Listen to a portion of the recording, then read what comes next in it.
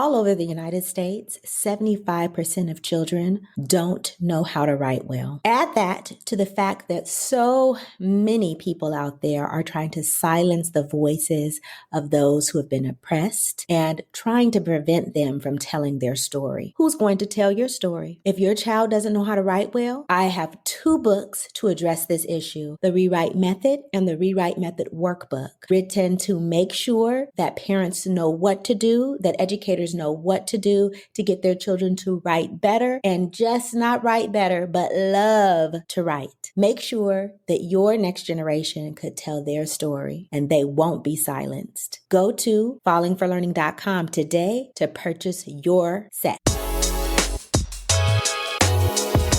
We are here today to talk about career exploration. If you're not sure what you think your child would be able to do and you're worried about it, make sure you watch this episode. Like and subscribe. Hi, thank you so much for joining the Falling for Learning podcast. We have this podcast to help parents and caregivers with having the resources, strategies, and tools needed to make sure that their children are on track for learning and to stay on track for success.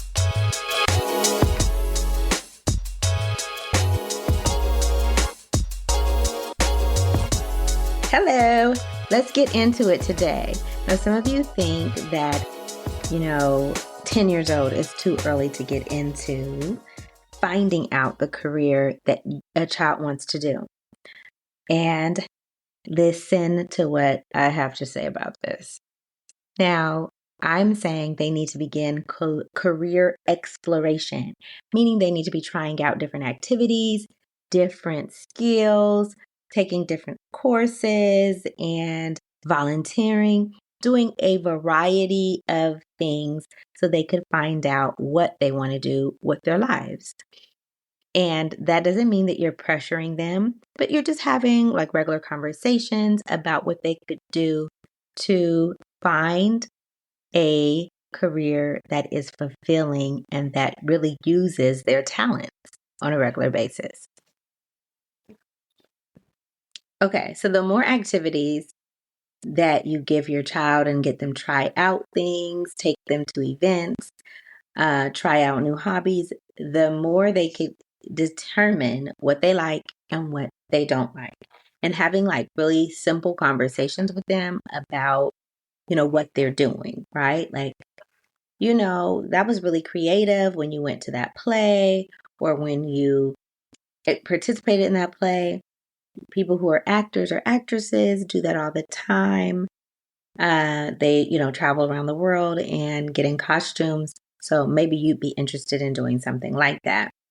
As well as if they're just like organizing things for you, you could talk to them about how they may have a business for organizing or pursue that as a career option and be a professional organizer or even design different things. So talking to them about career choices, even if you take them out to volunteer, if they get out into the nature and they're getting dirty, they may figure out they really like to do that. And it's something that they may want to continue to do in their career. They may also find out that that's not what they want to do. And again, that is great information about knowing what they don't want to do, as well as things that they do want to do. And that will help lead them into a path of a career, entrepreneurship, pursuing a trade that is going to be fulfilling for them. So we don't want them to be in a job that they hate, that doesn't really utilize their talents, and then doesn't give them the fulfillment that they want. Because we know that people spend a lot of time working. And we also have heard of, if you find something that you love, you never have to work a day of your life, right? When you love to do something, you pour yourself into it, you do extra time, you put in the extra effort, and it's not even a problem because it's what you love to do and what you want to do, which is different than, putting in the time because this is how you get paid, this is how you pay your bills, and being disconnected and discontented as a lifestyle.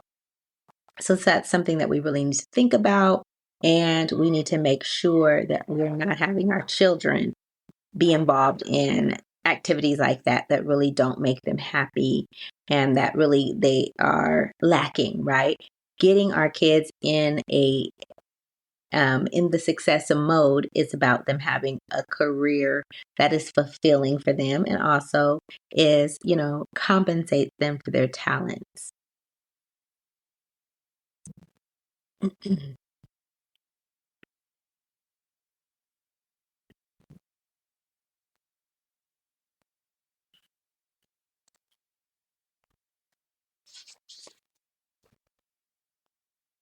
So, when we're thinking about careers, let's get into the different aspects you want to talk to the children about. For example, salary is a big thing. Part of being fulfilled in your career is thinking about your salary. So, you know, having the idea like, this pays this much, and there's a range. It pays between 30,000 a year and 70,000 a year, and letting them know that. Now, if they're budgeting their money, if you teach them how to do that, any career can be fulfilling and help fit into their lifestyle budget. And that's something that they could learn over time. But it is an important conversation to have. Also, the amount of education that they have to have. You will go to a community college or a trade school for, 18 months, 2 years, 5 months.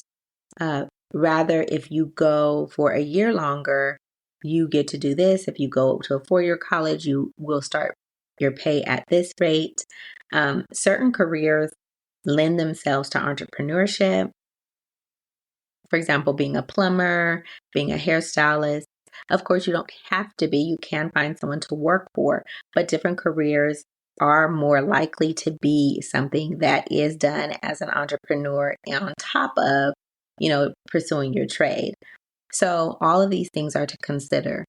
There's so much that is offered if you work for a government agency or a large corporation versus if you are working for yourself, right? One has more job stability.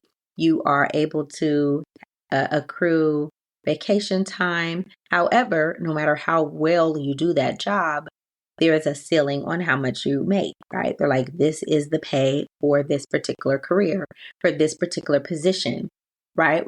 On the other hand, if you have your own business, of course, you can charge an amount for your services and you could also scale your business. So have people work under you. And as far as pay goes, there is no limit. You can set the bar where you want to and expand the business and into different locations, into different countries, into different states, right? So there's less limit, right? But again, more freedom, no limit, but there is some a lack of stability. Lots of businesses do fail. So that is something that people have to consider as well. And sometimes it's not a fault of their own. Lots of businesses failed during the pandemic, for example, and that wasn't their fault. Different things happen that can cause that. So it's something that they have to consider. Are you a parent or caregiver that is passionate about your students' learning journey? Okay. So it doesn't matter if you're a homeschool parent or you're just an active participant in your child's education. I am advocating for you to get Rooted in Joy by Dr. Deanna Smith.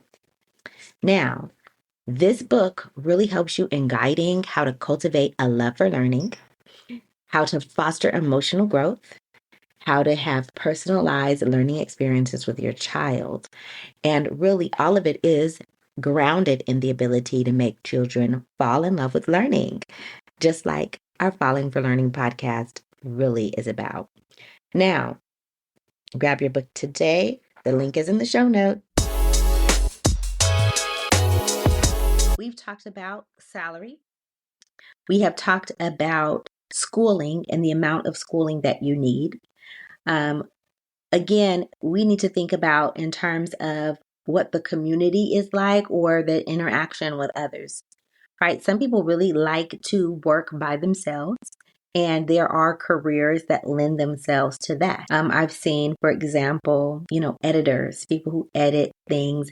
They will be like in a little office by themselves editing things, and they primarily work by themselves. People come and visit them time to time, but a lot of that is done on their own. There are some jobs where you are working with teams of people. Like, this is your team. You're always working with this team of people, and that is the job. It's not for you to work by yourself and be by yourself. You constantly need to talk to people and check in with the people and, carry the load of certain tasks and projects.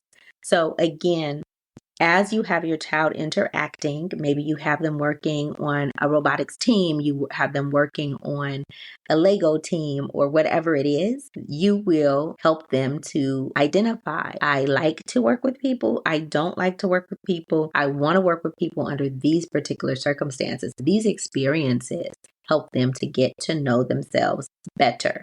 And that is what we need to do, right? To get them on track and to stay on track for success, knowing themselves, knowing what they like, knowing how, they want to use their talents and what talents they even have, right?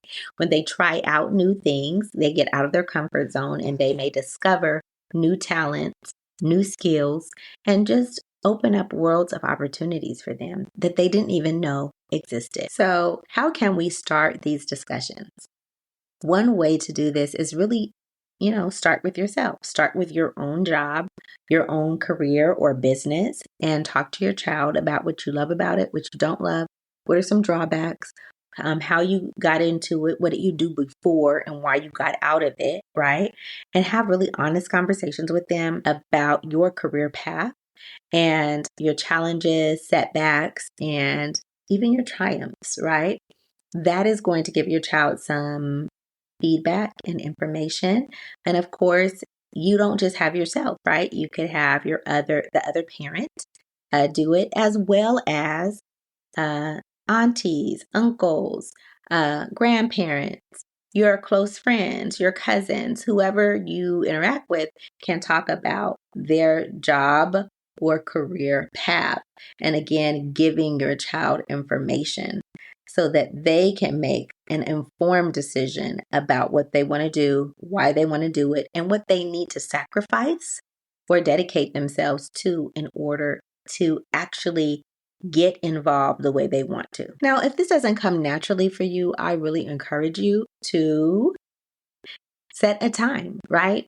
If we don't plan, we plan to fail. So our plan is for us to make sure that we are regularly having conversations about careers with our child.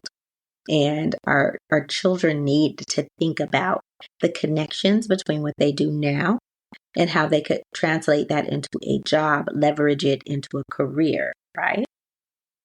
So having them open to those possibilities and looking at their activities and their skills and their talents through the realm of business is very important. And I'm sure you've heard lots of stories where kids start their businesses early or start pursuing their careers early.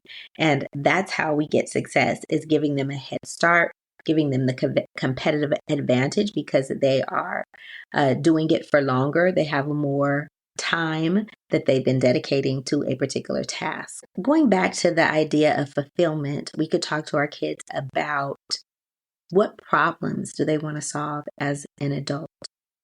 Because as kids, they are looking at adults and how they run the world and what they do. And they do start forming opinions like, nobody ever should be homeless. No one should ever, no dog or animal should be left alone, or whatever it is, right? They'll have these ideas about how the world should be, how things can be better. And that often comes at an early age from some experience that they had, and then helping them to pursue solutions, find out who is working towards a solution to the problems, and, help guiding them through that. We are going to have our blog post right down here, so take a look because these are some easy to implement ideas and activities to get your child on the path to figuring out what their career goal can be. So we're not leaving it to chance. We're giving them opportunities. We're giving them experiences and, the ability to join and work with others and to collaborate and to talk to people about what their career journey is so that they can purposely set their path together, right? I had a fourth grade teacher who was really very strategic about telling me which classes to take, which clubs to get involved in. And she started me at that conversation in fourth grade. And even though some people might have thought it was early, I took notes. I went back and consulted with her. I spoke with her. She talked to me about how to get solid recommendation letters in fourth grade. Well established relationships, right? Not just getting recommendations from like someone that you just met. That's a year old, but going back to that fourth grade teacher and getting that recommendation letter means a lot more than getting your 11th grade English teacher who you're getting a scholarship for the year later that you just met in the 11th grade. So it doesn't mean as much and is not as hard hitting, right? When you don't have that. So when we're talking about career paths, we also talk about what steps do we need to take to get into the schools that we want to get into the trade schools, how we want to set ourselves up for success. So even if someone is saying, I want to go into the military, there are ways to set children up for success in going into the military. Having them complete a certain amount of education, having them get involved in a ROTC or something like that before they go into the military.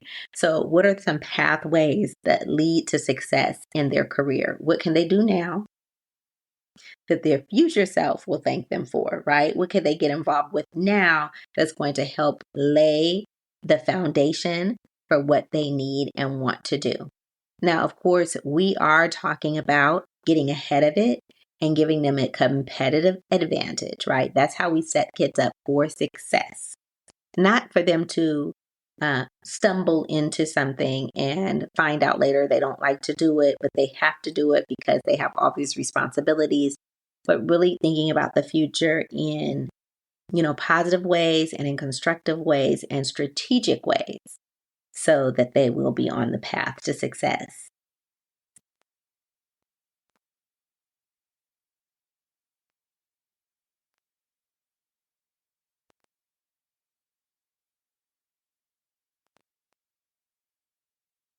So again, we talked about talking to your kids. We talked about these experiences.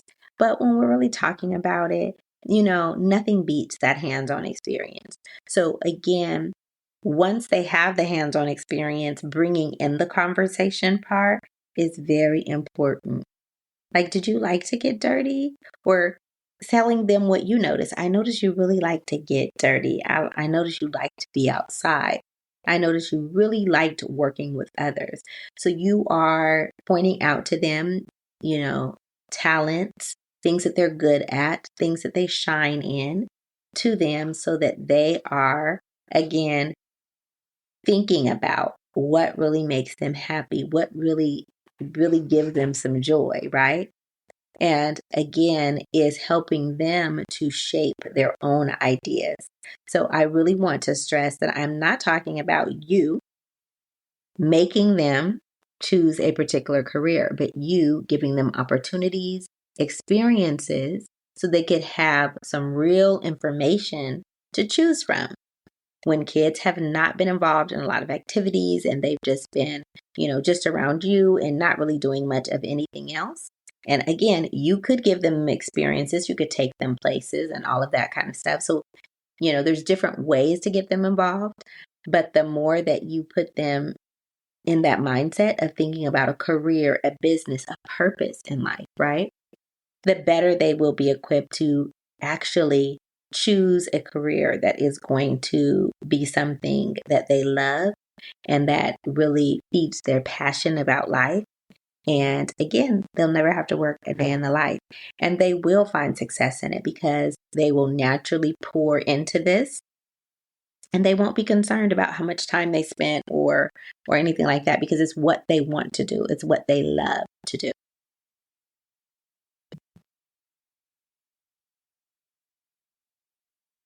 So depending on your time and where you are and your money and all of that, you might be thinking about getting your kid involved in, you know, doing things for family members. When I was a kid, I helped my family organize different things. I would go over to my Aunt Mary's house, help her organize papers, help her, get things together. And, it was something that had overwhelmed her, or like she had gotten really behind with it. But for me, it was interesting, informative. And, we got to spend time with our Aunt Mary, get to know a little bit about her and what her career path was, and, of course, help her out in the process. She gave us some money, and, it's just a win-win-win situation. And you would not believe how many times over the years I've used those filing systems to help keep myself together, to help other people get organized at work, in my personal life. And so those are skills that I still use to keep myself organized and on track, right? But a lot of people don't understand that and don't know that because, if they did not have those experiences. So those experiences are really important. You'll see that the family members will really find value in them, and the kids will have a lot of pride from giving to the family and being someone who's there that people can depend on. The UCLA Writing Project invites you to an event that will transform how we teach and support multilingual, multicultural students, newcomers, and speakers of African American English and Indigenous languages. The theme this year is the power of words, the strength of story. Keynote speaker is Joseph Velasco, and he's an acclaimed storyteller who is a theater artist and high school English teacher. He'll kick off the day really talking about how to help students find their voice. He has a rich background in theater arts and ethnic studies. Joseph brings his unique perspective on how words and stories empower students to find their voice and their lived experiences. There will be workshops with a social justice focus. Throughout the day, you'll participate in workshops that explore writing as a tool for social justice, addressing critical issues related to race, gender, and media. In addition to that, I will be one of the presenters there, and I will also be doing a book signing and selling books there. If you haven't got your copy of the Rewrite Method and the Rewrite Method workbook, or if you need to re-up because you finished up that workbook with one of your students and another child is coming up, so don't miss TD Flenaugh is going to be there at the conference, the With Different Eyes conference. It is a wonderful conference to help support multilingual and multicultural students. Don't miss it. Let's talk about something that sometimes we have these pitfalls we go into, right? So we may say the girls will help with cleaning dishes, sweeping floors, mopping. So really different domestic jobs. And then we'll have boys relegated to outside work. So mix it up. You might find the girl likes to do plumbing things to help with cars. She might be a person who likes to do mowing the lawns or something like that. So do not relegate our kids to gender specific tasks, because, again, we're limiting them. And this point is not to push them into career, but open up opportunities for them to think about the possibilities for themselves. And that may be outside of normal gender roles. So outside of what women usually do or what men usually do, they may find their passion in things that they really love to do. So that's something we really need to think about. Not just pushing the girls into doing domestic tasks, cooking, whatever, and then men, the boys are being trained for the outside task, picking up trash, picking up different things like that. So we want both of them to do, boys and girls to be involved in both types of work, and they will find some information about themselves. Maybe they are wanting to be in those gender roles as far as what kind of work women have traditionally done or men have traditionally done, but they may also find they're outside of that. They want to do something different, and it's exciting to them and refreshing and exciting. So I, for one, have my daughter, she could do like tech work, like as far as like, troubleshooting different tech issues. I like to put together furniture. Again, I really like to do that. It's fun for me. I usually don't have any problems. I hear people, and I look at the reviews. They're like, "Oh, that's a lot of problems putting that together," but it's something I really like to do. Now, of course, there's other things I don't like to do. I'm not a person who likes to work outside and all of that, but it's something that I know about myself and I've learned about myself over time. And again, your child will learn, maybe they have a combination or they're okay if they're outside for a certain amount of time.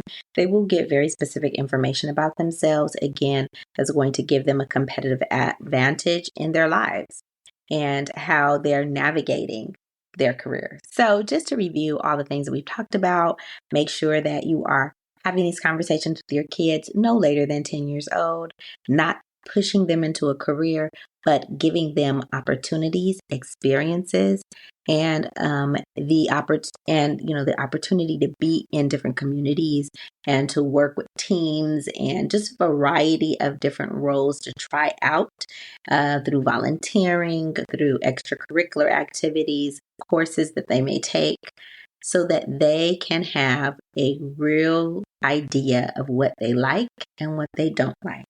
They like to work with other people. They like to collaborate. They don't like to collaborate. They want to work by themselves. They want to be outside. They want to work in an office. They want to travel when they're working. So just a whole list of things that they know about themselves, because that, and you probably have been given like a little questionnaire on what you like and you don't like. Kids may not know that unless you're actually taking them through those hands-on experiences. So make sure you get them out there and involved in a variety of tasks and skill development and all of that. The other thing that you really want to make sure that you do is get them some time with you to talk, right? Talk about their experiences, what they like, what they didn't like, why they didn't like it, what they might be interested in, what problems do they want to solve in the world. All of those things are going to give them a shift in their ideas and in their minds about what they can contribute to the world. And that's, again, what we want them to carry on the legacy, for them to be, great citizens who are contributing to the world, that are giving back, and that are really working to their full potential, because they are, grounded in their passion and doing work that really makes them feel more alive, more fulfilled, and happy overall. And that's real success, making sure that they're happy and fulfilled. Thanks again for joining us at this episode of the Falling for Learning podcast. Please do something that your future adult children will thank you for. Thanks again for supporting the Falling for Learning podcast. New episodes go live every Saturday at 5 p.m. You can watch us on youtube.com at Falling for Learning, or listen on all major podcast platforms such as Apple, Google, Audible, Spotify, and much more. For more resources, visit fallinginlovewithlearning.com. We really appreciate you. Have a wonderful week.